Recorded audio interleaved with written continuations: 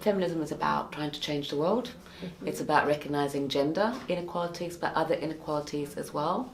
My work is concerned with trying to get better understandings of how power operates, so we can have a better chance at intervening in those power relations, so that people have more room in their lives to live in accordance with their wishes.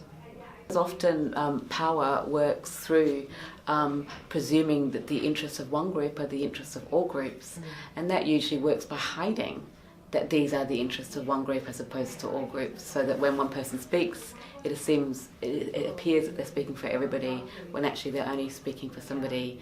So when we're trying to challenge universalism, we're actually trying to show that actually what's at stake is the power of who's speaking, who gets to speak, who gets to say what matters for people, for a particular group, who gets to represent that group's interests in politics and in everyday life. So it's a question of putting the who back into politics. Somebody's speaking, not everybody's speaking.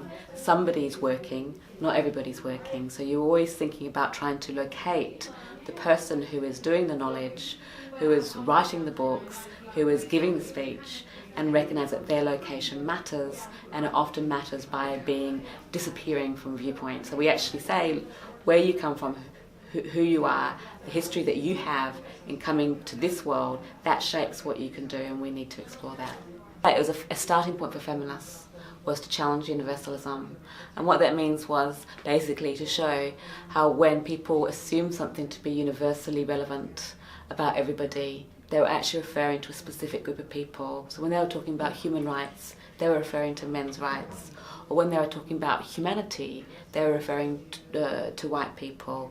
So what we do when we do a critique of universalism is we show it, that actually the universal is quite particular. It universalizes from one particular group as if what stands for them stands for everyone. And that's what we need to explode.